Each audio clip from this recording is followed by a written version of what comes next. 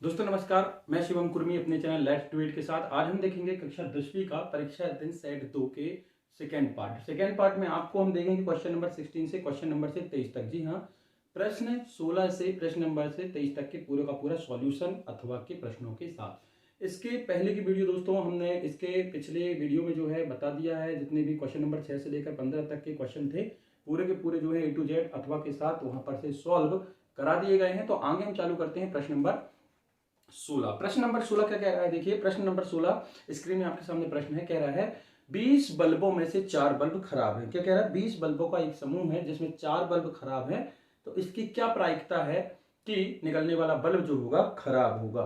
तो देखते हैं। सबसे पहले तो प्रश्न नंबर 16 दिया है NS। NS मतलब कुल, कभी भी यदि कुल की संख्या है, कुल घटना यदि बतानी है तो NS ही बताएंगे। तो कुल बल्ब है 20। NE मतलब खराब बल्ब कितने हैं दोस्तों, 4। अब खराब बल्ब होने की प्रायिकता पूछ रहा है तो ये हो जाएगा PE बराबर NE बट्टे NS। तो ये हो गया आपका 4/20। तो ये हो गया 1/5, 4 से कट गया। तो आपका आंसर हो गया 1/5, मतलब से खराब बल्ब निकलने की प्रायिकता हो जाएगी 1/5। ठीक है, फिर देखते हैं दोस्तों प्रश्न नंबर 17। प्रश्न नंबर 17 का अथवा। अब देखिए दोस्तों 16 का अथवा जो है परिभाषा है और प्रश्न नंबर 17 जो है वो भी परिभाषा है, जो कि आपको देख लेना है। तो हम देखते हैं प्रश्न नंबर 17 का अथवा। तो कार्ड वाला है। पहले हम कार्ड के बारे में आपको थोड़ी सी जानकारी दे दें। देखिएगा, देखिए हमारे पास जो पत्ते होते हैं वो टोटल 52 होते हैं और ये जो पत्ते हैं वो दो भागों में, दो रंग के होते हैं। 26 होते हैं लाल और 26 होते हैं काले। बहुत ही अच्छे से देखिएगा। ठीक है, आपको इससे रिलेटेड यदि कोई भी प्रश्न आता है, इस प्रश्न के अलावा भी यदि इस पत्ते से रिलेटेड कोई भी प्रश्न आता है तो आपको बिल्कुल 100% गारंटी है कि बन जाएंगे। तो 26 होते हैं लाल, 26 होते हैं काले और ये 26 पत्ते भी दो भागों में बटे होते हैं, 13 13। और ये वाले भी दो में बटे होते हैं, 13 और 13। इन पत्तों के हम आपको नाम बताते हैं। कहने का मतलब ये है 52 ताश के पत्तों में 26 काले और 26 लाल होते हैं, जिसमें कि 13 13 पत्ते होते हैं। तो जब हम लाल पत्ते की बात करें तो 13 होते हैं पान के और ये 13 होते हैं पान के और 13 होते हैं ईंट के। ठीक है, यहां पर 13 होते हैं हुकुम के और 13 होते हैं चिड़ी के। इस चीज का ध्यान रखिएगा, यदि आपसे पूछा जाए कि एक पान का पत्ता होगा, ईंट का पत्ता, तो ये सब 13 13 होते हैं।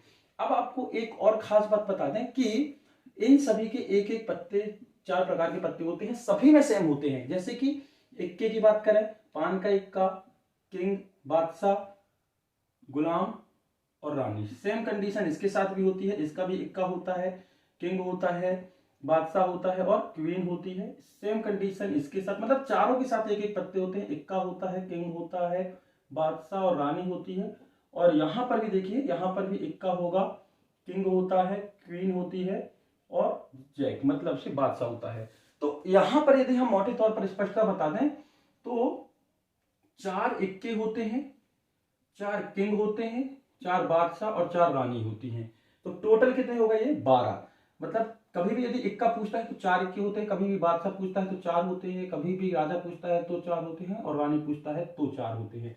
लेकिन अब हम फिर इनको डिवाइड करें तो 6 6 रंग के होते हैं। कितने, 6 6 होते हैं लाल रंग के और 6 होते हैं काले रंग के। मतलब दो दो पत्ते हो जाएंगे भाई, 4 इक्के हैं तो देखो, तो 2 लाल हो जाएंगे और 2 काले हो जाएंगे। इसी तरीके से किंग के लिए भी, बादशाह के लिए भी और रानी के लिए भी। ठीक, तो इतना क्लियर हुआ। अब यदि कोई भी प्रश्न इससे रिलेटेड आता है, एक चीज और बची है कि ये जो केवल इक्के को छोड़कर ये जो पत्ते होते हैं कौन कौन से, राजा, बादशाह और रानी, ये चित्र वाले पत्ते होते हैं।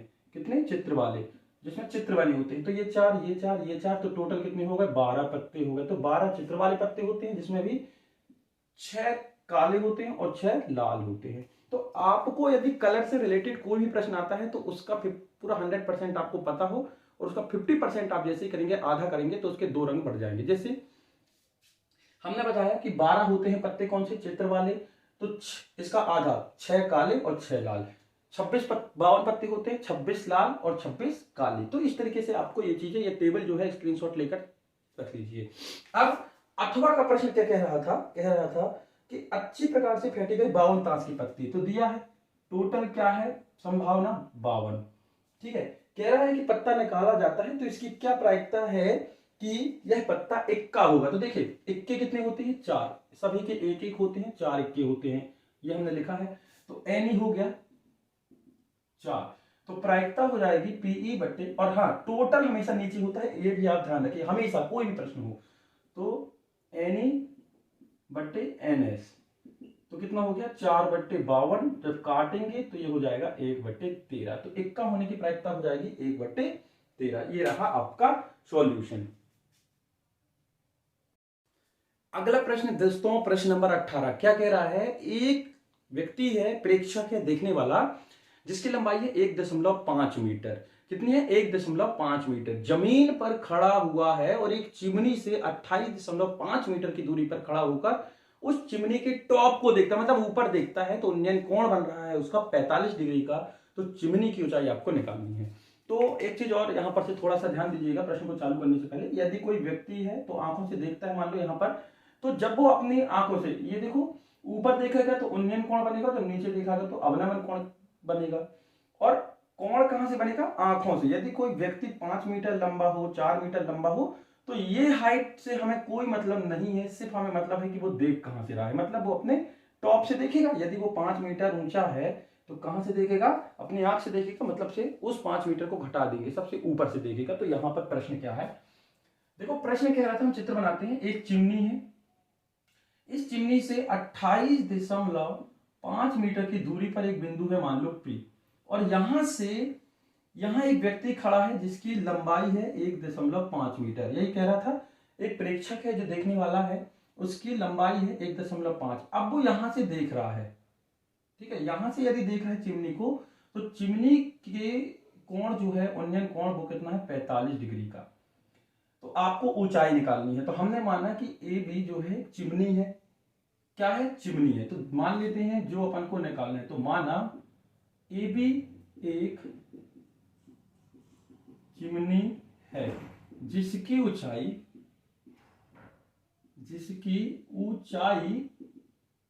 कितनी है, h मीटर है, कितनी मान ली हमने दोस्तों, h मीटर।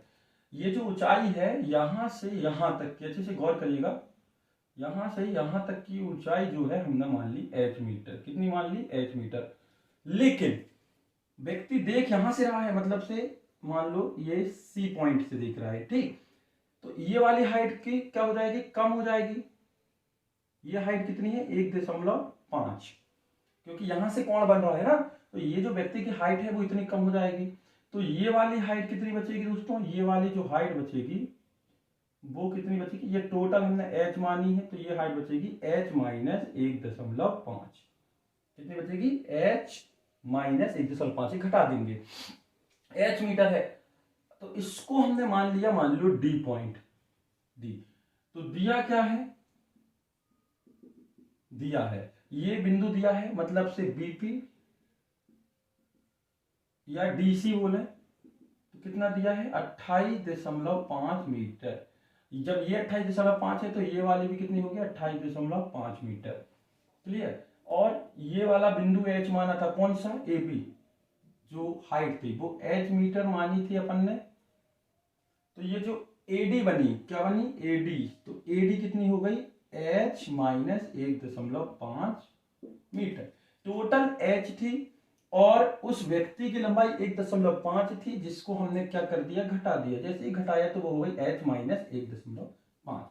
तो त्रिभुज में, कौन से त्रिभुज में, ए डी सी में, त्रिभुज ए डी सी में, त्रिभुज ए डी सी में।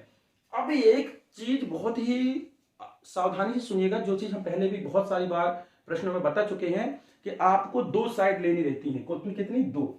कौन सी 2 साइड लेनी रहती है, जो तो एक निकालनी पड़ती है और एक दी होती है। तो देखो ये वाली वैल्यू हमें निकालनी है और ये दी है, ये निकालनी है एडी और ये दी है सीडी, तो इन दोनों को हम लेते हैं। तो देखते हैं कौन सा त्रिकोणमितीय अनुपात बनेगा।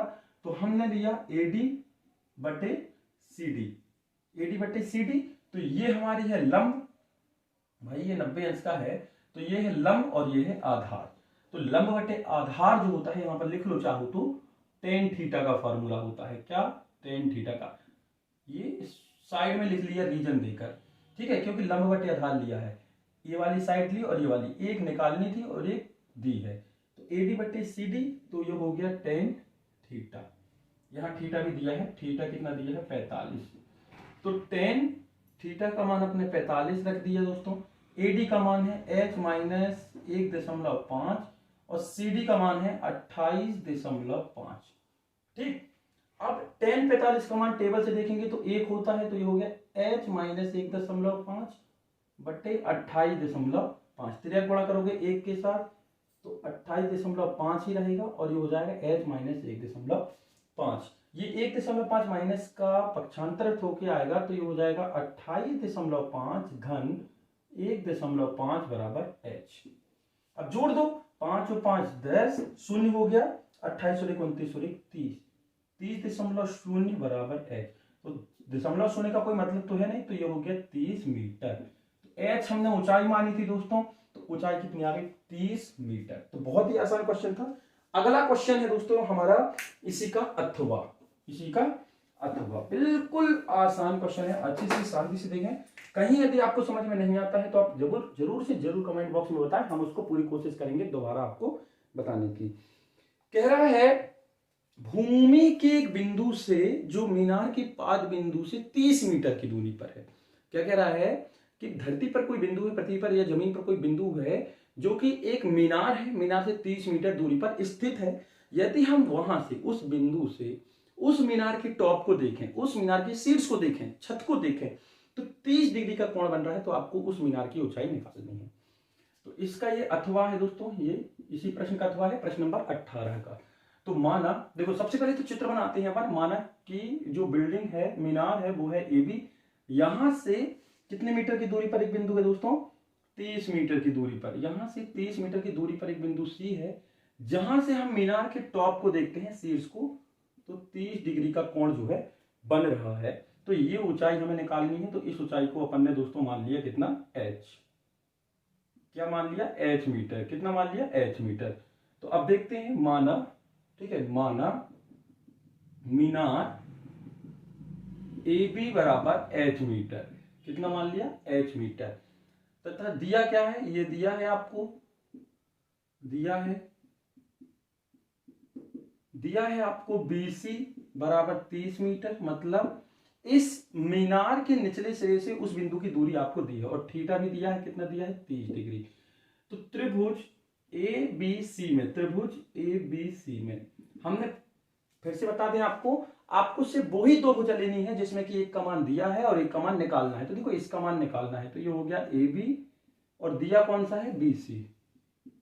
तो ये AB बट्टी BC मतलब ये 90 अंश है, मतलब ये लंब हो गया और ये आधार। तो लंब बट्टी आधार किसका होता है, tan थीटा का। तो tan थीटा का मान है 30 और AB का मान तो h है और ये BC का मान दिया है 30। tan 30 का मान होता है 1/3, ये हो गया h बट्टे 30। तिर्यक गुणा कर ले दोस्तों, तिर्यक गुणा तो बन ही जाता होगा, ऐसा करना है, ठीक है। तो अब हम जब h निकाल ही रहे हैं तो h ही रहेगा, h को सिंगल रहने देना। तो 30 एकम 30 बट्टे करनी 3 बराबर h। तो देखो होता क्या है, 30 बट्टे करनी 3 बराबर h, ये भी आंसर है। लेकिन कभी भी आपको हर में करने वाली संख्या नहीं रखनी है। तो अब करें क्या, अपने मन से तो हटा नहीं सकते, तो उसको हटाने के लिए करते हैं हर का परिवीकरण। हर का परिवीकरण करने के लिए आप क्या करोगे कि ये जो हर में संख्या दी है ना, उस संख्या का ऊपर नीचे अंश और हर में गुणा कर देंगे। तो ये हो जाएगा 30 बट्टे करनी 3 गुणित करनी 3 बट्टे करनी 3, ठीक है। तो ये हो गया आपका 30 करनी 3 और करनी 3 और करनी 3 कितना होता है 3। इसके पहले भी बहुत सारे प्रश्नों में हम आपको बता चुके हैं कि यदि करनी 3 आता है तो 3 करनी 2 आता है तो 2 करनी 5 इंटू करनी 5 आता है तो 5।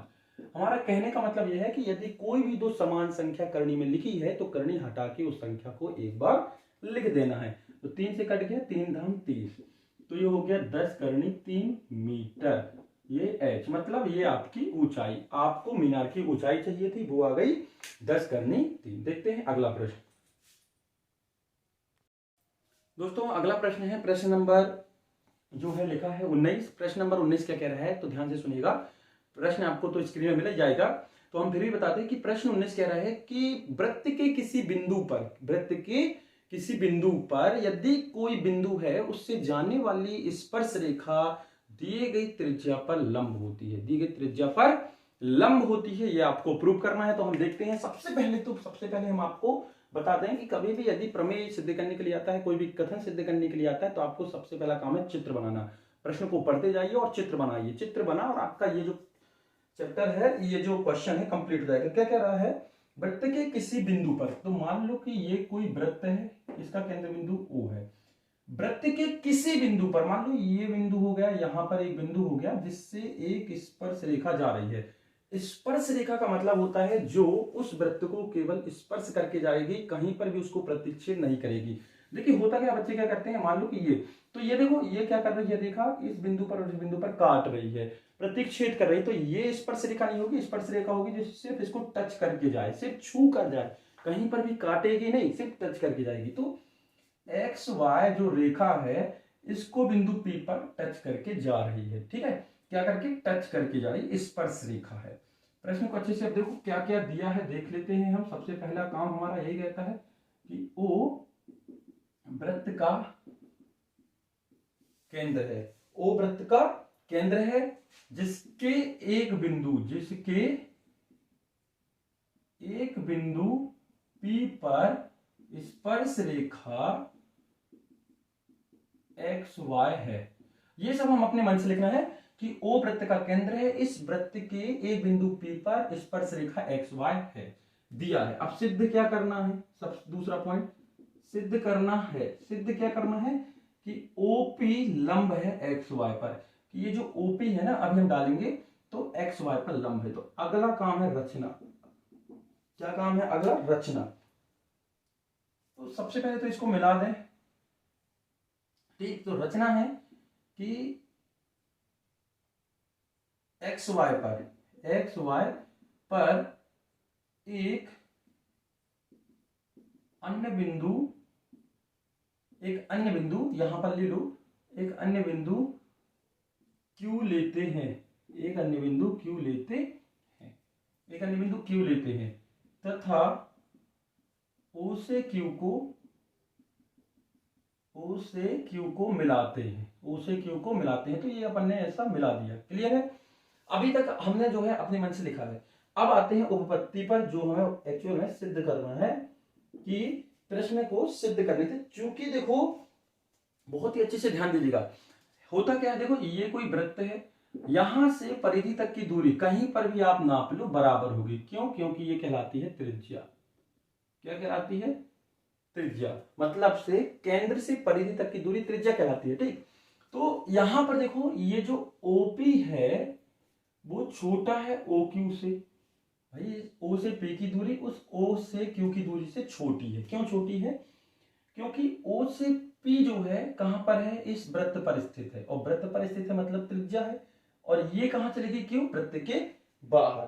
तो वृत्त के बाहर यदि आता है, किसके, वृत्त के बाहर यदि आता है, मान लो ये है, ये आपको वृत्त बताया, ये त्रिज्या थी। यदि परिधि पर कहीं पर भी कोई बिंदु होगा तो उसको मिलाने वाली रेखा जो होगी बराबर होगी। लेकिन यदि उसको हम थोड़ा भी बाहर कर दें तो इस बिंदु का मान, यदि वो P बिंदु बाहर है तो इस बिंदु P का मान क्या होगा, इस त्रिज्या से बड़ा होगा। तो यह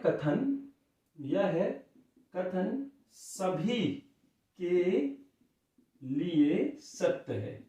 सभी के लिए सत्य का मतलब है कि एक्स वाई पर यदि आप कहीं पर भी बिंदु लोगे, इस P के अलावा यहां लोगे, चाहे यहां लो, यहां कहीं भी लो, तो ये कथन सही रहेगा। मतलब OP का मान इन सभी मान से छोटा होगा। क्यों, चाहे वो बिंदु आप यहां लो, बिल्कुल टच करके ले लो ना, बिल्कुल पास में ले लो, लेकिन फिर भी वो त्रिज्या के मान से क्या होगा, बड़ा होगा।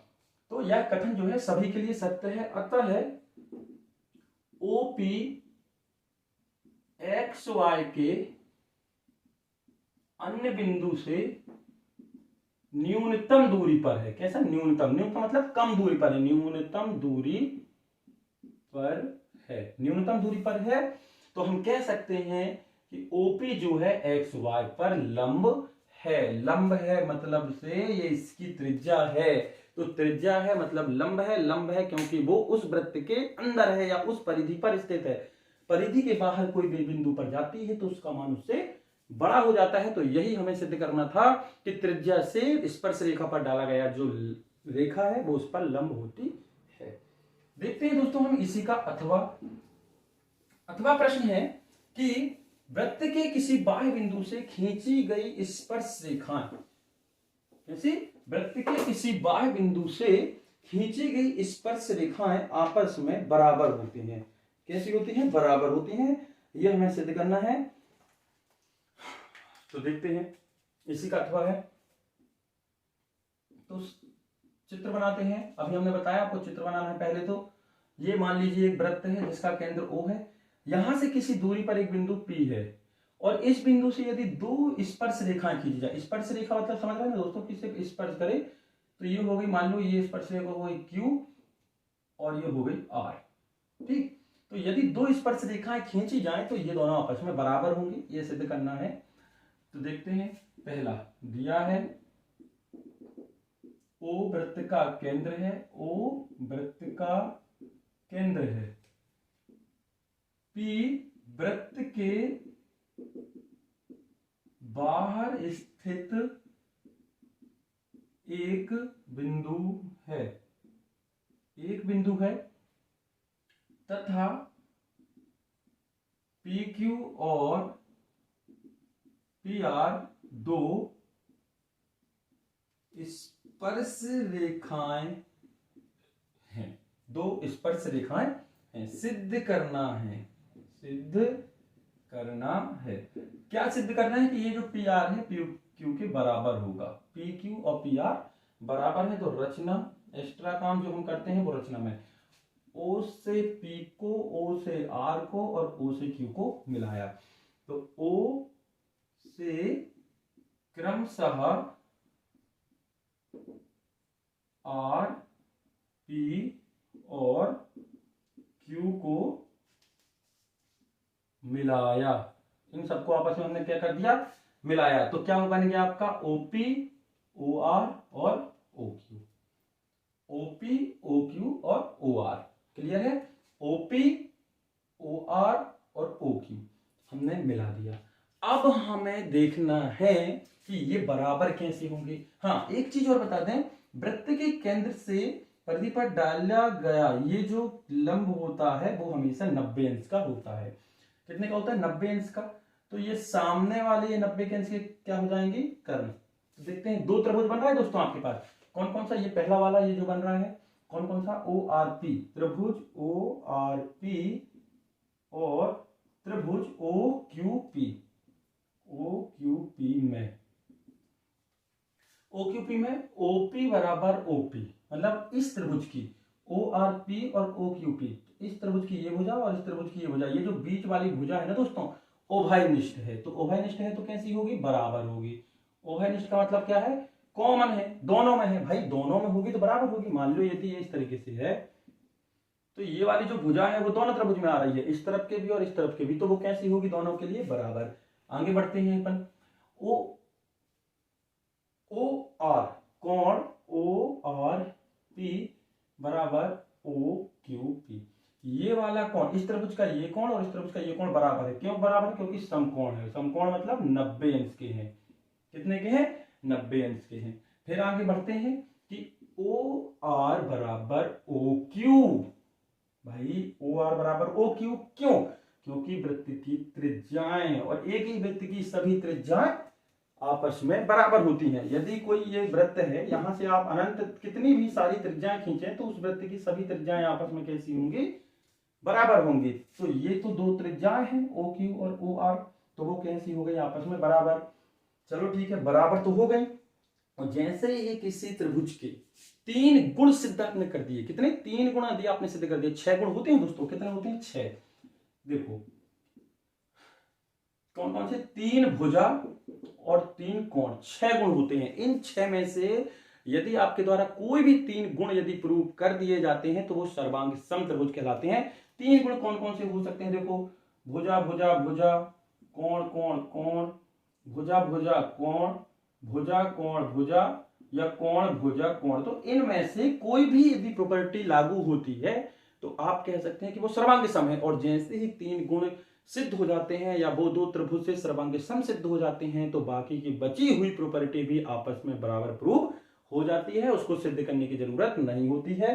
तो हम बता दें कि त्रिभुज कौन कौन से लिया था, ओ आर पी सर्वांग सम है त्रिभुज ओ क्यू पी के किस नियम से, दो भुजा और एक कोण मतलब एस एस एस ए प्रगुण से।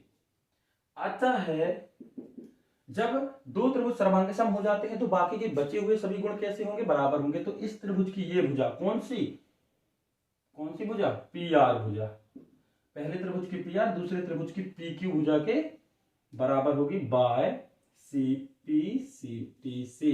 तो ये हमारा सिद्ध हुआ, यही हमें सिद्ध करना था। दोस्तों अगला प्रश्न है प्रश्न नंबर 20। अब बोर तो नहीं हो रहे हैं बोलने को कि सर पढ़ाते जा रहे हैं कुछ समझ में नहीं आ रहा है। तो दोस्तों यदि समझ में नहीं आता है तो आप कमेंट बॉक्स में जरूर बताएं, हम पूरी कोशिश करेंगे कि आपको समझ में आ जाए। और ये चारों सेट कंप्लीट होने के बाद से कुछ महत्वपूर्ण प्रश्नों का संग्रह है जो आपको दिया जाएगा, जिसके की फंसने के चांस 80% रहेंगे। ठीक है, तो देखते हैं हम प्रश्न नंबर 20। प्रश्न नंबर 20 में एक डायग्राम दिया हुआ है जिसमें कि दो सकेंद्रीय वृत्त हैं। सकेंद्रीय वृत्त पिछले वाले वीडियो में बता दिया गया है, फिर भी हम आपको बता दें कि सकेंद्रीय वृत्त क्या है। ऐसे वृत्त जिसके केंद्र एक ही हो, है ना, केंद्र एक हो और त्रिज्याएं अलग अलग हो। मान लो ये 4 सेंटीमीटर का वृत्त है और इसी केंद्र से हमने एक 5 सेंटीमीटर का वृत्त और फिर उसी केंद्र से हमने एक 8 सेंटीमीटर का वृत्त खींचा, तो केंद्र तो एक ही है। तो ऐसे बहुत सारे वृत्त जिनके केंद्र बिंदु एक ही होता है तो वो कहलाता है सकेंद्रीय वृत्त।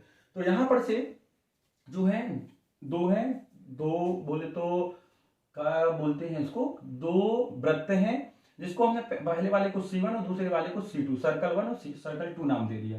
आपको छायांकित भाग का क्षेत्रफल जो है निकालना है। देखते हैं सबसे पहले तो दिया क्या है लिख लें। दिया है पहले वाले की त्रिज्या को हम मान ले, देखो ये 14 दी है, बड़े वृत्त की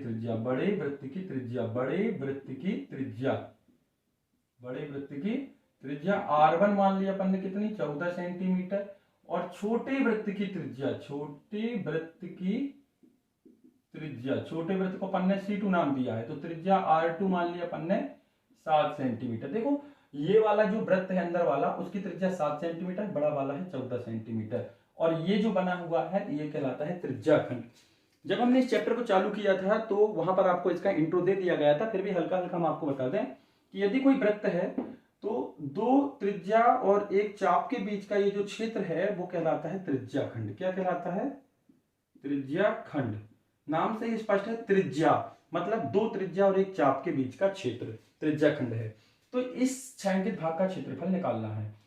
तो देखो दोनों का त्रिज्याखंड निकालेंगे, बड़े वाले का त्रिज्याखंड और फिर हम घटा देंगे छोटे वाले को, तो छायांकित भाग हो जाए। अच्छा थीटा भी तो दिया है, थीटा कितना दिया है 40, और ये जो थीटा है ना ये दोनों के लिए समान है।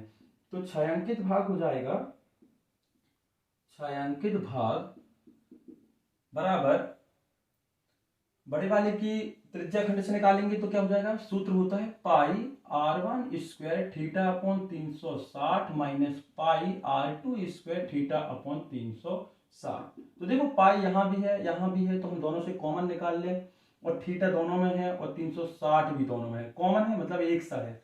अब बचा अंदर क्या, R1 square minus R2 square. पाई का मान होता है 22/7, थीटा आपको दिया है 40 और ये हो गया 360।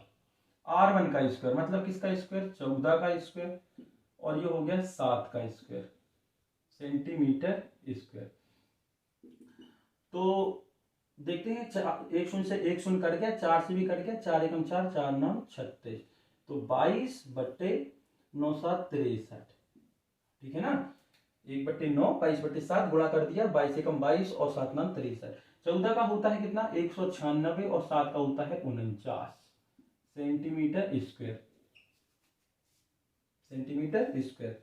तो ये हुआ आपका 22/63 गुणित 196 में से 49 घटाना है, 196 में से 49, 6 की माने 16, 16 में से 9 गए बच्चा 7 और 9 में से 5 गए बच्चा 4, और ये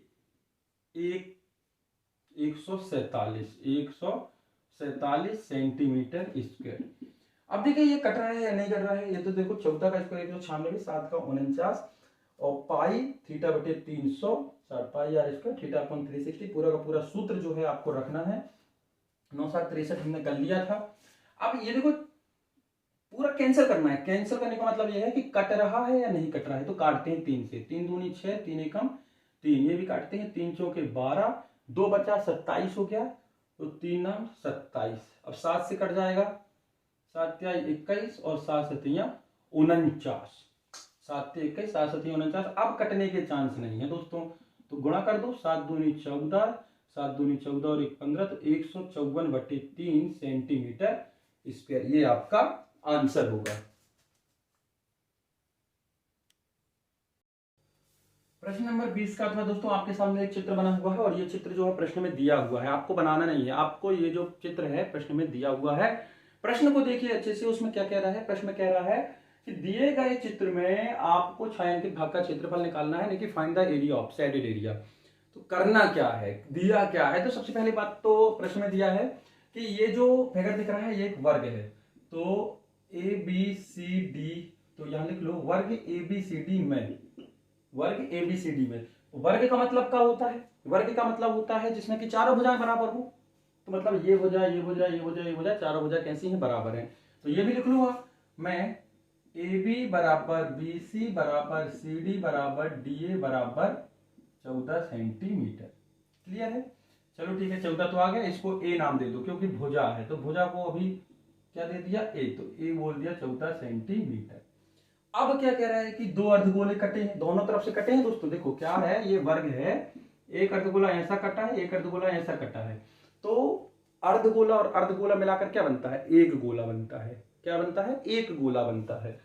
तो अब सबसे बड़ी समस्या तो ये है कि इसमें त्रिज्या दी नहीं है, वृत्त का क्षेत्रफल निकालना है। लेकिन आपको देखो एक चीज दी है कि ये जो अर्धगोला दिख रहा है, ये दोनों अर्धगोले जो दिख रहे हैं, तो ये देखो ये वृत्त है, यहां से यहां तक की जो दूरी होती है वो क्या कहलाती है, व्यास कहलाती है।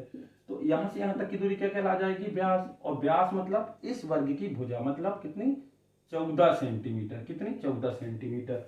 तो ये वाली जो भुजा है 14 सेंटीमीटर है, और ये वाली भुजा जब 14 सेंटीमीटर, तो सभी 14 है, तो ये हमारे लिए वृत्त का व्यास का काम करेंगे। तो व्यास BC बराबर हो गया 14 सेंटीमीटर। तो त्रिज्या बराबर क्या होती है, व्यास की आधी। तो त्रिज्या R = BC/2, तो 14/2 सेंटीमीटर बराबर 7 सेंटीमीटर। ये आ गई आपकी त्रिज्या। तो देखो हमने अभी बताया था आधा वृत्त और आधा वृत्त, आधा वृत्त और आधा वृत्त। तो आधा वृत्त और आधा वृत्त पूरा वृत्त। तो आधा आधा वृत्त का सूत्र लगाना, सीधा क्या लगाना है, पूरा वृत्त, मतलब वृत्त का क्षेत्रफल।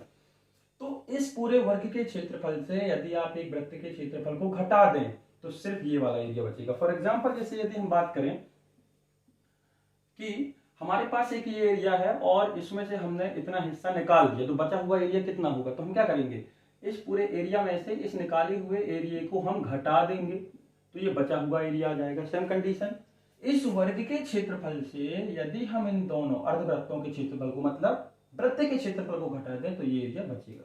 तो हम लिखते हैं छायांकित भाग का क्षेत्रफल, छायांकित भाग का क्षेत्रफल, छायांकित भाग का क्षेत्रफल क्या हो जाएगा, वर्ग का क्षेत्रफल। क्योंकि वर्ग के अंदर बना है, बहुत से लोग गलती नहीं करना है कि वृत्त से वर्ग घटा दे, जिसके अंदर बना है उसमें से अंदर वाले को घटाना है। तो वर्ग का क्षेत्रफल माइनस वृत्त का क्षेत्रफल, वृत्त का क्षेत्रफल। तो वर्ग के क्षेत्रफल का सूत्र होता है A² मतलब भुजा स्क्वायर, और वृत्त का क्षेत्रफल होता है पाई r²। वृत्त का क्षेत्रफल मतलब 14 का स्क्वायर, पाई मतलब 22/7, और r² मतलब 7 का स्क्वायर। 14 का 196, ये हो गया 22/7 गुणित 7 गुणित 7, 7 का वर्ग मतलब 7 गुणित 7, इसको पूरा लिख लो सेंटीमीटर स्क्वायर। एक साथ से एक साथ कट गया, तो ये हो गया 196 माइनस, गुणा कर दो, 7 दूनी 14, 7 दूनी 14 और 1 15 सेंटीमीटर स्क्वायर। तो घटाना बस बचा दोस्तों, 196 में से 154, तो 6 में से 4 गए तो 5, और 9 में से 5 गए तो 4, और 1 में से गए 0, तो 45 सेंटीमीटर स्क्वायर। तो ये जो एरिया आएगा ना, ये जो शेडेड एरिया है, छायांकित भाग है, वो आएगा आपका 45 सेंटीमीटर स्क्वायर। तो दोस्तों देखते हैं हम इसके बाद का प्रश्न, प्रश्न नंबर 21। दोस्तों अगला प्रश्न है प्रश्न नंबर 21, बहुत ही आईएमपी है और से दो चर वाले रैखिक समीकरण से रिलेटेड है, चैप्टर नंबर 3 से। ठीक है, प्रश्न नंबर 21 कह रहा है कि ऋतु नाम की एक जो लड़की है वो नदी में बह रही है, तैर रही है, बह नहीं रही है, तैर रही है। तो दो प्रकार से उसकी चाल दी है कि यदि वो धारा की दिशा में चलती है, अच्छे से ध्यान दीजिएगा, प्रश्न क्या है, पहले प्रश्न समझना है कि यदि मान लो कि ये नदी है और ये ऋतु है, तो जब वो धारा की दिशा में तैरती है तो 2 घंटे में 20 किलोमीटर तैर जाती है। क्यों भाई, धारा भी उसी दिशा में बह रही है और ऋतु भी उसी दिशा में तैर रही है, तो वो कम समय में ज्यादा तैरेगी। क्यों? क्योंकि वो तो कुछ ताकत भी कम लगानी पड़ेगी और धारा की दिशा में धारा के साथ बह भी रही है। लेकिन यदि ऋतु जो है धारा की विपरीत दिशा में तैरे, मतलब धारा चल रही है पूर्व में और ऋतु तैर रही है पश्चिम में, तो ये 2 घंटे में केवल 4 किलोमीटर की दूरी जो है तैर पाती है। कितनी? 4 किलोमीटर की दूरी तैर पाती है। तो आपको निकालना है स्थिर जल में ऋतु की चाल, मतलब यदि जल रुका हुआ है, कहीं नहीं बह रहा है, तो ऋतु की चाल क्या है, या फिर से धारा की चाल, इन दोनों चालों को आपको निकालना है। प्रश्न समझ में आया? क्या कह रहा था कि धारा की दिशा में ऋतु तैर रही है तो 2 घंटे में 20 किलोमीटर तैर रही है, लेकिन यदि विपरीत दिशा में तैर रही है, विपरीत मतलब से यदि धारा या नदी बह रही है पूर्व में और ऋतु तैर रही है पश्चिम में, तो वो 2 घंटे में केवल 4 किलोमीटर की दूरी ही तैर पाती है। तो आपको स्थिर जल में ऋतु की चाल और धारा की चाल जो है निकालनी है। तो सबसे पहले आपको बता दें, इस तरीके के जो प्रश्न होते हैं, वार्ती प्रश्न होते हैं, जो भी आपसे निकालने के लिए बोला जाता है उनको आप मान लो। क्या कर लो? उनको आप मान लो। तो मानते हैं, जो कुछ बोला है उसको मान लो। तो माना स्थिर जल में ऋतु की चाल, कितनी है? x किलोमीटर पर घंटे, तथा धारा की चाल क्या मान ली? y kilometre per hour. ये दोनों मान ली। अब एक महत्वपूर्ण चीज है दोस्तों, क्या होता है अपन जो कंडीशन लगाते हैं वो कहां लगा देते हैं? x और y में। यहां पर जब दो चीजों की चाल की बात होती है तो वहां पर आपको सापेक्षिक और अपेक्षिक चाल जो है बतानी पड़ती है। तो बहुत ही आईएमपी चीज है, उनको दिमाग में आप डाल लीजिए। कभी भी यदि एक ही दिशा में दोनों की चाल होती है ना, कि व्यक्ति भी उसी दिशा में जा रहा है, चाल भी उसी दिशा में है और वस्तु भी उसी दिशा में चल रही है, तो उन दोनों की चाल हमेशा प्लस हो जाती है। तो सापेक्षिक, एक ही दिशा में सापेक्षिक चाल,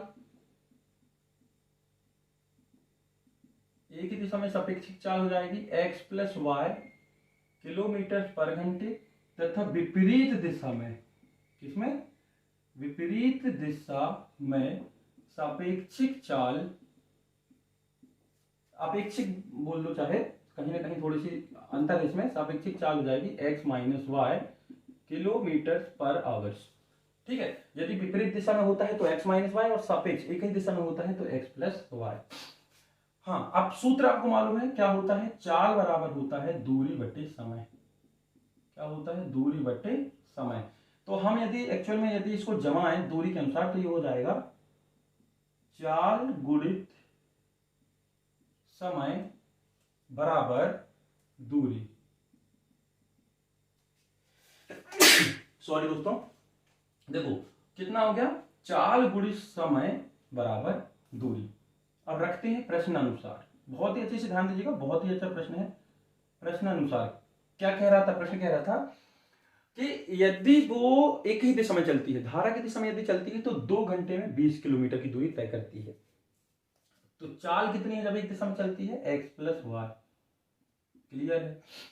समय कितना लग रहा है? 2 घंटे। और दूरी कितनी चल रही है? 20 किलोमीटर। क्लियर है ना कि जब एक ही दिशा में चलती है तो चाल है x प्लस वाई, इस सूत्र में रखना है दोस्तों, और समय है 2 घंटे और दूरी चल रही है 20 किलोमीटर। गुणा कर दो या भाग दे दो, तो x प्लस वाई बराबर 20/2।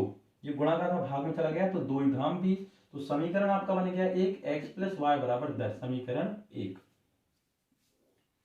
दूसरी शर्त कह रही है कि यदि वो विपरीत दिशा में चलती है, किसमें? विपरीत, उल्टा चलती है, मतलब यदि वो उत्तर में बह रहा है तो दक्षिण में चलेगी, यदि वो दक्षिण में पानी बह रहा है तो वो उत्तर में चलेगी। तो विपरीत दिशा में यदि बह रहा है तो देखो उसकी चाल क्या है? x minus Y. ये विपरीत दिशा में, तो समय है 2 घंटे, चाल है x माइनस वाई, तो दूरी तय करेगी 4 किलोमीटर की।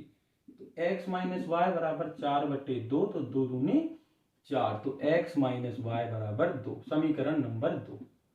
क्लियर? ये हो गए आपके समीकरण। अब समीकरण 2 से x का मान निकालो, प्रतिस्थापन से कर रहे हैं तो x बराबर y धन 2, ये माइनस का y पक्षांतर हुआ प्लस का हो गया, इसको नाम दे दिया हमने समीकरण 3। अपने मन से नाम देते चलना है और कोई दिक्कत नहीं है, रट्टा नहीं मानना, याद नहीं करना बिल्कुल। देखो समीकरण 2 था x माइनस वाई बराबर 2, ये माइनस का y इस तरफ गया तो प्लस का हो गया, x का मान कितना आ गया y धन 2, y धन 2। अब इस मान को आप समीकरण 1 में रख दो। कभी भी जिस समीकरण से आप मान निकालो, जैसे हमने इससे निकाला माइनस का y इस तरफ गया तो प्लस हो गया, इसका मान डायरेक्ट इसी में नहीं रखना, किस में रखोगे दूसरे समीकरण में, तो हम कहां रखेंगे 1 में,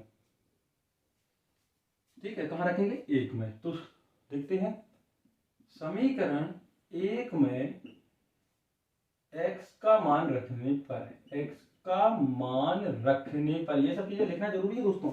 समीकरण 1 ये है x प्लस वाई, तो x की जगह रखना है y प्लस 2 प्लस वाई बराबर से 10। देखो x प्लस वाई बराबर 10, x की जगह रख दिया y प्लस 2, तो y और y कितने y 2y, 2 का पक्षांतर हुआ तो 10 माइनस 2 बराबर 8, तो y बराबर हो गया 8/2।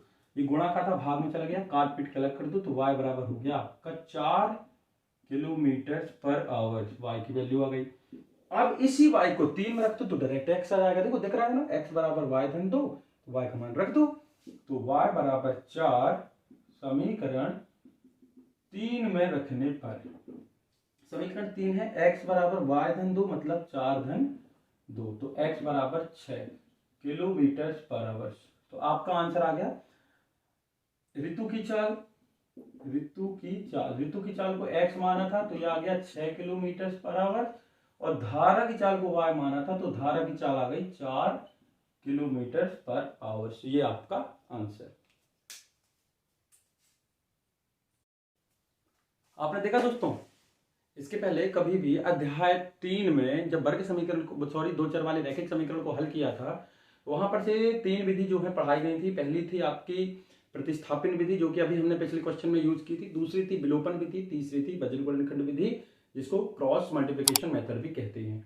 इन तीनों में से किसी एक विधि से आप दो चर वाले रैखिक समीकरण को जो है हल कर सकते हैं। लेकिन सवाल क्या उठता है, बच्चों को तीनों पढ़ाई जाती है, बच्चे विलोपन पर ज्यादा ध्यान देते हैं। क्यों? विलोपन आसान है, विलोपन इजी है, आपको ये गलती नहीं करनी है, क्योंकि कभी भी प्रश्न आता है तो उसमें जो है लिख कर आता है कि आप किस विधि से इसको हल करके दें। यदि आपने सोचा कि हमें सिर्फ हल करना है और विलोपन से अच्छे से पढ़ लिया और प्रतिस्थापन लिख के आ गया, तो आपको एक भी नंबर मिलने वाला नहीं है। तो आपको क्या देखना है, सभी विधियों को पढ़ना है, अच्छे से देखना है और समझना है। जैसे कि इस प्रश्न में देखो, प्रश्न नंबर 21 का अथवा है, लिखा है 2 समीकरण है, इसको दे दिया पहला और इसको दे दिया दूसरा। तो कह रहा है, प्रश्न स्पष्ट लिख दिया बड़े बड़े शब्दों में कि विलोपन विधि से हल करिए। तो इस तरीके से आपको वहां पर से जो विधि का नाम लिखा रहेगा उसी विधि का आपको प्रयोग करना पड़ेगा। तो इसको विलोपन विधि से हल करते हैं। तो विलोपन विधि से हल करने के लिए दोस्तों हम क्या करते हैं, देखो यहां पर x का गुणांक 3 है, y का गुणांक 1 है, x का गुणांक 2 है, y का गुणांक 2 है। दोनों समीकरण में जो भी 2 समीकरण दिए होते हैं उनमें से या तो x के गुणांक को बराबर कर लो या y के गुणांक को, जो आपको आसान लगे। तो देखो, या तो y का गुणांक 2 हो जाए तो पूरे समीकरण को हल करना आसान हो जाएगा, या x का गुणांक दोनों में बराबर हो जाए तो आसान हो जाएगा। तो देखो बहुत ही अच्छी चीज है। यहाँ पर इस वाले प्रश्न की बात कर रहे हैं अभी हम। यहाँ पर y कितना है, y का गुणांक 1, यदि हम पूरे समीकरण में 2 का गुणा कर दें तो ये कितना हो जाएगा 2, और ये 2 पहले से है तो दूसरे में चेंज करने की जरूरत नहीं पड़ेगी। तो हम करते हैं समीकरण 1 में 2 का गुणा करके समीकरण 2 को घटा दिया। देखो बहुत ही बिल्कुल सिंपल लिखना है, समीकरण 1 में 2 का गुणा करके समीकरण 2 को घटा दिया। तो 3 दूनी 6x प्लस 2y 10 दूनी 20। हमने कुछ नहीं किया, क्या किया 2 का गुणा, देखो 3 दूनी 6, 2 एकम 2 और 2 धाम 20, इसमें कोई बदलाव नहीं करना है। तो 2x प्लस 2y बराबर 12, प्लस माइनस, जब घटाने का काम करते हैं तो ये चिन्ह बदल जाते हैं पूरे, ये प्लस का माइनस, प्लस का माइनस, प्लस का माइनस, 2y से 2y कैंसिल, 6 में से 2 गए तो बचा 4x और 20 में से 12 गया तो 8, तो x बराबर हो गया 8/4, तो 4 दूनी 8, तो x का मान आ गया आपका 2, कितना आ गया 2। इस x के मान को किसी भी एक समीकरण में आप रख दो, चाहे 1 में रखो 2 में। हम कोशिश क्या करते हैं कि हम उस समीकरण में रखें जिसमें मान छोटे हो, कैलकुलेशन छोटा हो, गणना छोटी हो। रख किसी में सकते हैं लेकिन हमें रखना नहीं है, रखना उसी में है कि हमें कैलकुलेशन करने में किसी प्रकार की कोई भी समस्या ना हो। तो छोटा समीकरण देखना है, ये वाला छोटा है। तो समीकरण एक में x का मान रखने पर, रख दें, आप बोल रहे हैं पहले समीकरण लिख लें, ठीक है, लिख ले रहे हैं। ये हो गया 3x धन y बराबर 10, x बराबर 2 रख दो जहां जहां दिख रहा है, तो 3 गुणित 2 धन y बराबर 10, तो 3 दूनी 6 धन y बराबर से 10, तो y बराबर से 10 पक्षांतर किया 6 का तो माइनस का 6 हो गया, तो y बराबर 4। तो आपके आंसर आ गए x बराबर 4, सॉरी x बराबर 2 और y बराबर 4, ये आपके आंसर। प्रश्न है दोस्तों, अगला प्रश्न है प्रश्न नंबर 23 और 22वां प्रश्न इसके बाद कराएंगे।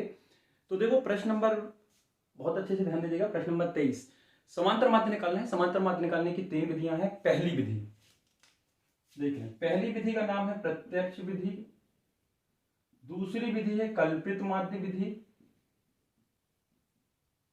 और तीसरी विधि है पद विचलन विधि। पद विचलन विधि। तो समांतर माध्य हम तीनों में से कोई भी एक विधि से निकाल सकते हैं, जो भी आपको आसान लगे, जो भी आपको इजी लगे। कभी भी नाम लिखकर नहीं आता है, तो वो डिपेंड करता है कि हमें कौन सी विधि जो है आसान लगती है, कैलकुलेशन करने में इजी है। इसका पूरा पूरा कॉन्सेप्ट आपको जो है हमारे वीडियो में जो सेपरेट बनाई गई है वहां पर बता दिया गया है, आप प्लेलिस्ट में जाकर देख सकते हैं, या एंड स्क्रीन में आपको जैसे ही वीडियो खत्म होगा तो वहां पर उसका लोगो जो है आपको मिल जाएगा, आप वहां पर क्लिक करके देख सकते हैं। देखो आपको 2 चीजें दी हुई हैं। पहली चीज तो कंपलसरी दी रहती है अंतराल, और दूसरा रहती है फ्रीक्वेंसी, जिसको हम आवृत्ति बोलते हैं। वर्ग अंतराल दिया है, विद्यार्थियों की संख्या f दी है, आपको समांतर माध्य निकालना है। तो सबसे आवश्यक कॉलम होता है, सबसे ज्यादा जरूरी कॉलम होता है समांतर माध्य निकालने का x, जिसको हम बोलते हैं x वर्ग माध्य, ठीक है। x कैसे निकलेगा, देखो हम यहीं पर लिख दें x। देखो यहां पर मैं शॉर्ट में फिर भी बता दूं कि ये जो है ये हमारी कहती है L1, ये कहलाती है L2, जिसको हम उच्च सीमा और निम्न सीमा के नाम से जानते हैं। तो ये हमारी हो गई निम्न सीमा, ये हो गई निम्न सीमा, और ये हो गई हमारी उच्च सीमा। कौन सी सीमा, उच्च सीमा, ठीक। तो ये जो x निकाला जाता है वो L1 और L2 को जोड़कर 2 से भाग देकर निकालते हैं। मतलब निम्न सीमा और उच्च सीमा को जोड़कर 2 से भाग यदि आप देते हो, 2 से भाग देते हो तो आपको x मिल जाएगा। सबसे पहली बात, पहले का निकाल के देखते हैं, 10 और 25 है, तो 10 और 25 को हम जोड़ते हैं और 2 का भाग दे देते हैं। तो 10 और 25 होता है 35, 35 में 2 का भाग देते हैं तो हो जाएगा 17.5। तो ये हो गया अपना 17.5। अब एक चीज और गौर करिएगा, देखो 1 2 3 4 5 6, भाई यदि 6 संख्या है, मान लो 6 के बाद 10 संख्या होती तो आप क्या सभी बार यही करते रहते, तो आधा घंटा तो आपको ये निकल जाता। तो सॉल्व कब करेंगे अगला क्वेश्चन। तो देखिएगा अंतर देख लो इनके बीच में कितने कितने का, 10 25 15 का अंतर, 25 40 15 का अंतर, 40 55 15 का अंतर, 55 70 15 का अंतर, 70 85 15 का, 85 100 कितने का, 15 का अंतर। तो सभी में कितने कितने का अंतर है, 15 15 का। तो ये चीज में निकालने के लिए आप क्या करोगे, एक बार x निकाल लो। कब, ये कंडीशन कब लागू होगी, अच्छे से ध्यान दीजिएगा कि एक बार इसका x निकाल लो, यदि ये अंतर बराबर है तो इनमें भी उतने का ही अंतर होगा नीचे तक। अभी हमने क्या देखा, 15 का अंतर है, तो इस x में भी 15 15 का अंतर होगा। तो क्या करें हम, देखिएगा तो अब हम देखो 15 15 का अंतर है तो हम 15 जोड़ते हैं, इसमें 15 जोड़ते हैं, सिर्फ 15 जोड़ना है, क्यों, क्योंकि 15 का अंतराल है, तो 15 15 जोड़ते चलो। तो 17.5 में हम यदि 15 जोड़े तो ये तो 5 आएगा ही, तो 7 5 हो गया आपका 12, 1 और 1 2 1 3, तो ये हो गया 32.5। फिर इसमें 15 जोड़ दो तो ये तो 5 रहेगा ही रहेगा, 5 2 7, और ये हो गया 47, तो 47.5। फिर 15 जोड़ दो तो 7 5 फिर 12 हो गया, 4 5 और 1 6, तो ये हो गया 62.5। फिर 15 जोड़ दो तो 5 2 7, 6 और 1 7, तो ये हो गया 77.5। फिर 15 जोड़ दो तो ये हो गया 7 5 12 की 2, 7 और 1 8 और 1 9, तो ये हो गया 92.5। 1 2 3 4 5 6, 1 2 3 4 5 और 6। तो अच्छे से ध्यान दीजिएगा, कहीं ना कोई गलती हो जाती है इस तरीके के क्वेश्चन में, तो कहीं अपन से कोई गलती तो नहीं हुई है, ठीक है। तो देखते हैं, तो हमने क्या किया, सिर्फ एक x का मान निकाला और उसके बाद जितना अंतराल था उन सभी अंतरालों का अंतर लेकर हमने जोड़ दिया, तो बार बार हमें ये काम बार बार नहीं करना पड़ा। अब देखो इसमें जब हम f के साथ x का गुणा करेंगे तो संख्याएं जो है बहुत बड़ी हो जाती है, तो अब हम निकालते हैं इसमें u, क्या निकालेंगे, u। पद विचलन विधि का यूज कर रहे हैं। पद विचलन विधि में u का मान निकालते हैं x माइनस ए बट्टे एच। ए, अब ए क्या है ना, ए क्या है, अरे यार ए तो होता है इस x वाले कॉलम का मध्यमान, मतलब x वाले कॉलम में जितनी भी वैल्यू हो उन सभी में से बीच की वैल्यू। मान दिया है 2 3 4 5 और 6, 1 2 3 4 5, तो बीच का मान कितना हो गया 4, कितना हो गया 4। मान लो यदि नंबर दिया है यहाँ पर एक और 4, तो अब बीच का मान कैसे निकलेगा यार, 1 2 3 4 5 6। यदि सम संख्या होती है तो एक्यूरेट बीच की संख्या नहीं मिलती है, तो हम क्या करेंगे, बीच में दो संख्याएं आती हैं, या तो देखो ऊपर दो नीचे दो तो बीच में दो, तो या तो आप इसको ही मान लो या इसके मान लो। तो सम संख्या यदि होती है तो आप किन्हीं दो में से एक को मान सकते हैं, और यदि विषम संख्या है 5 बार है 7 बार है 9 बार है तो एक्यूरेट बीच का नंबर ए मानेंगे। तो देखो 1 2 3 4 5 6, तो बीच में ये दोनों नंबर आ रहे हैं, तो हमने बड़े वाले नंबर को ए मान लिया। क्या मान लिया, ए। क्लियर है। तो x u कैसे निकालेंगे दोस्तों, x माइनस ए बटे एच, मतलब x, ये पूरा x और a, एक एक करके सभी x से a को घटाएंगे। अच्छे से ध्यान दीजिएगा, ये जो x है जो 17.5 से 62.5 घटाएंगे और h से भाग देंगे। h क्या है, अंतराल। अंतराल मतलब कितने कितने का अंतर है, कितने कितने का अंतर दिख रहा है आपको, 15 का। कितने कितने का, 15 का। तो घटाएं, चलो ठीक है, आप बोलते हैं तो घटाए दे रहे हैं। x माइनस ए सबसे घटाना है 17.5 से, 32.5 से, 47.5 से। क्या घटाना है, ए घटाना है। ए किसको माना है, जो बीच का नंबर है ये।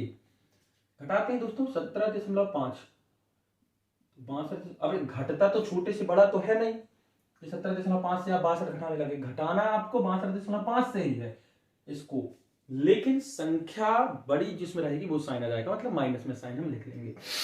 तो ये तो हो गया 0 भाई, 2 की माने 12 में से 5, 12 में से 7 गए तो बच्चा 5, और ये हो गया आपका कितना, 45। 6 में से 2 गए तो 45, और 15 से भाग दे दो तो 15 3 45, तो ये आ गया -3। क्लियर ना। इसी तरीके से जब इसको घटाओगे तो 62.5 से 32 को घटाओगे तो ये तो 0 हो गया, ये 0 हो गया, 30, तो 15 से भाग दोगे तो 2 बार, तो -2, -1 और 0, 1 और 2, बिल्कुल नॉर्मल ही इस तरीके से बनता है। ठीक है, अब आपका सॉल्यूशन जो है 80% कंप्लीट। कुछ नहीं, बहुत इजी नंबर आ गया दोस्तों। यदि आप प्रत्यक्ष विधि का इस्तेमाल करेंगे, परीक्षा अध्ययन में जो दिया है, तो आपको कैलकुलेशन बड़ा हो जाएगा, याद करके नहीं जाना है, याद करके नहीं जाना है। तो अगला कॉलम है एफ यू। कौन सा है, एफ यू, मतलब इस एफ के साथ यू का गुणा दिख रहा है, इस वाले कॉलम के साथ इस वाले का गुणा। तो 3 दूनी 6 माइनस का 6, 3 दूनी 6 माइनस का 6, माइनस का 7, और ये 0, 6 एकम 6, 6 दूनी 12। हमें जरूरत है सिग्मा एफ यू की। सिग्मा का मतलब क्या है, जोड़ना, मतलब एफ यू वाले कॉलम में जितना भी जो कुछ है ना आप जोड़ दो। तो जोड़ते कैसे हैं यार, आप तो भूल गए, माइनस वाली संख्या को पहले और प्लस प्लस वाली संख्या को बाद में जोड़ते हैं। तो 6 और 6 12, और 12 और 7 माइनस का 19, और 12 और 6 18। तो इन दोनों को जब जोड़ोगे तो आएगा -1। जोड़ना घटाना तो बन ही जाता होगा ना दोस्तों, -1, -19 + 18। भाई ऐसा लिखा है, -19 धन 18, धन और ऋण में काम होगा घटाने का, 19 में से 18 गया 1, बड़ी संख्या माइनस तो माइनस। ठीक, सिग्मा एफ जोड़ दो, 3 2 5, अरे 6 दूनी 12, 6 3 18, 18 और 2 20 और 10 30। अच्छे से देखो, 6 एकम 6, 6 दूनी 12, 6 3 18, 6 3 18, 18 और 2 20 और 10 30, तो 30 आ गया।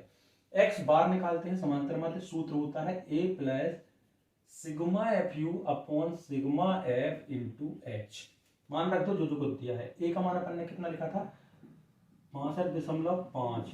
ठीक, सिग्मा एफ यू का मान कितना आया, -1। सिग्मा एफ कितना है 30, और ये कितना है 15, h का मान 15। अंतराल है भाई, ये सब अंतराल है, मतलब इन दोनों के बीच में कितने का अंतर है, 15 एकम 15, 15 दूनी 30, तो ये हो गया 65.5, धन ऋण का ऋण 1/2। तो 1/ऋण को और अच्छी भाषा में लिख सकते हो ना, 62.5 माइनस 0.5। भाई 1/2 मतलब आधा, 0.5/8 मतलब आधा। तो इन दोनों को इस तरीके से लिख सकते हैं। तो हमने घटा दिया, 62.5 से 0.5 गया तो कितना बचा, 62। ये आपका आंसर। ये विधि सबसे आसान है, जब कभी भी प्रश्न में दिए गई टेबल बड़ी बड़ी संख्याओं का हो। तो ये हुआ आपका सॉल्यूशन। मिलते हैं हम अगले वीडियो में अगले सेट के साथ। आज के लिए इतना ही, धन्यवाद।